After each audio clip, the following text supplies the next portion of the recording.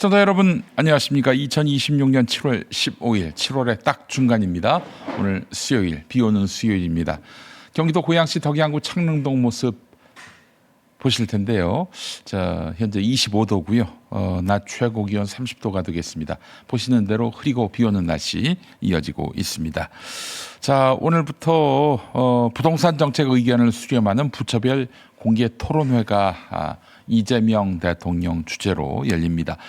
오늘은 금융위원회가 대통령에 대한 업무 보고와 금융 분야 부동산 정책 토론회를 진행합니다.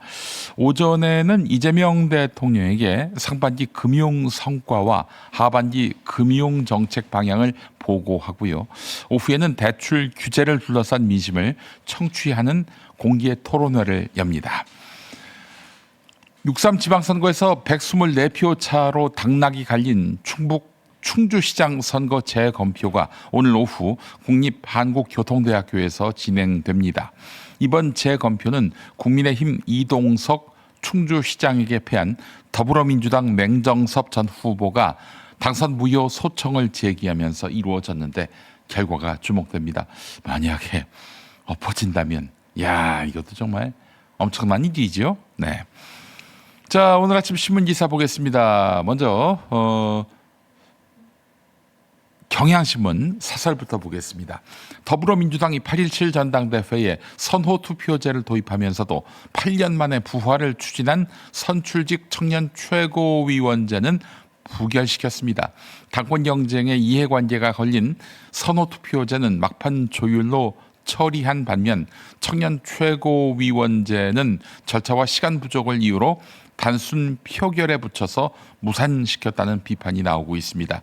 이 과정에서 이성윤 최고위원은 선호투표제에 반발해서 사퇴했고 황명선 최고위원은 청년 최고위원제 부결에 항의했습니다. 청년 정치의 진입장벽을 낮출 최소한의 제도마저 외면하면서 청년과 미래 세대를 강조하는 것은 공허한 구호에 불과하다, 이런 지적이 나옵니다. 누가 반대했겠습니까? 친청계예요, 친청계. 정말 참 일상에 도움이 안 되는 개파가 아닐 수 없습니다. 자, 다음 소식입니다.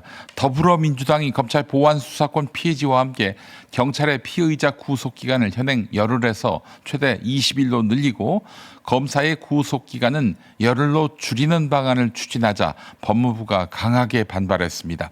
법무부는 보안수사가 폐지되면 공소청의 사건 검토 시간이 더 필요해지는 만큼 오히려 검사 구속기간이 보장돼야 한다고 주장했습니다. 특히 사법적 통제가 상대적으로 약한 경찰이 피의자를 장기간 구속하는 것은 국제적 기준에 맞지 않고 인권 침해 우려도 있다고 지적했습니다. 대검찰청도 기소 여부와 경찰 수사의 적정성을 신중히 판단하려면 현행 구속기간을 유지해야 한다고 밝혔습니다. 이게 보니까 이 검찰 개혁을 외치는 사람들의 그 두뇌 구조를 보면 경찰은 선, 검찰은 악, 이런 그 구도가 확연해 보입니다. 어떻게 경찰이 선입니까? 자, 노컷뉴스 보도였고요. 다음 소식입니다. 광주 여고생 피살 사건의 핵심 증거를 없앤 혐의로 구속된 광산경찰서 박모 수사팀장이 과거 범죄 피해자 보호 공로로 장관 표창을 받는 등 43차례의 상훈을 받은 사실이 드러났습니다. 박경감은 장윤기의 차량에서 발견된 케이블 타이를 압수하지 않고 차량을 현직 경찰인 피의자 부친에게 넘긴 혐의를 받고 있습니다. 또 부친에게 수사 정보와 원룸 비밀번호를 알려주어 리얼돌 등 증거가 폐기되도록 한 정황도 포착됐습니다. 경찰이 단순 살인으로 송치한 사건은 검찰의 보완 수사를 거쳐서 강간 살인 혐의로 변경됐지요. 이 사람 증거를 인멸한 경찰이 과거에 보험죄 피해자 보호 공로로 표창을 받은 일이 있었다. 참 기가 막힐 따름입니다. 자, 관련한 기사는 조선일보에 실렸었고요. 자, 마지막 기사 하나 더 보겠습니다. 중앙일보 기사인데요. 국내 최대 마약 중독 입원 치료기관인 그 경남 창녕 국립부곡병원 약물병동이 의사 부족으로 지난 4월부터 신규 환자를 받지 못하고 있다고 합니다. 지정병상은 90개지만 정신건강의학과 전문의가 단 한 명만 남아서 당직 체제를 유지할 수 없기 때문인데요. 올해 전문의 채용 공고를 9차례 냈지만 지원자는 없었고 비용원장 자리도 반년째 공석이라고 합니다.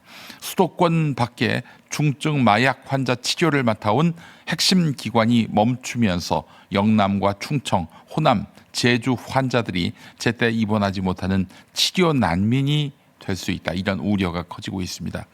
지금 마약이 엄청나게 확산되고 있는 마당인데 이 마약 중독 입원 치료 기관이 점점 공동화돼 가고 있다. 이런 얘기입니다.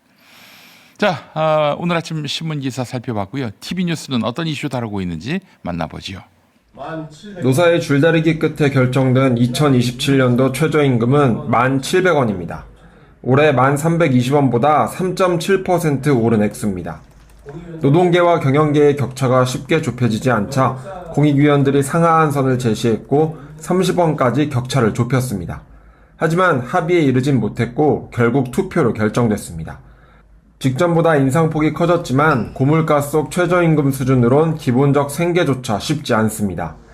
콜센터에서 근무하는 30대 박기영 씨는 올해 최저임금보다 5만원가량 높은 220만원을 월급으로 받습니다. 2인 가족 생계를 꾸리기 빠듯합니다. 박 씨의 가계부, 자녀 학원비, 대출이자, 보험료, 관리비 등 고정 지출로 140만원이 빠집니다. 2차 종합특검이 심우정 전 검찰총장에 대한 구속영장을 청구했습니다. 12.3 내란 당시 계엄사령부 합동수사본부의 검사 파견을 검토했다는 내란 중요임무종사 혐의와 수사팀의 즉시 항고 의견이 있었지만 윤 전 대통령 구속 취소 결정에 대한 즉시 항고를 하지 않은 직권 남용 혐의입니다. 계엄사 합수부에 검사 파견 지시하셨나요? 비상계엄이 선포된 뒤 심 전 총장은 박성재 전 법무부 장관과 3차례 통화를 했습니다. 특검은 이때 합수부 인력 파견 협조 지시를 받은 심 전 총장이 대검 공공수사부장 등에게 연락해 실무 검토를 지시한 것으로 의심하고 있습니다.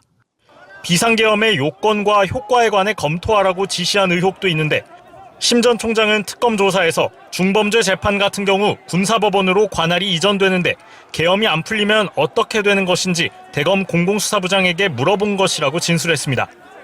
민주당은 어제 보안수사권 전면 폐지를 골자로 한 형사소송법 개정안을 놓고 의원총회를 열었습니다.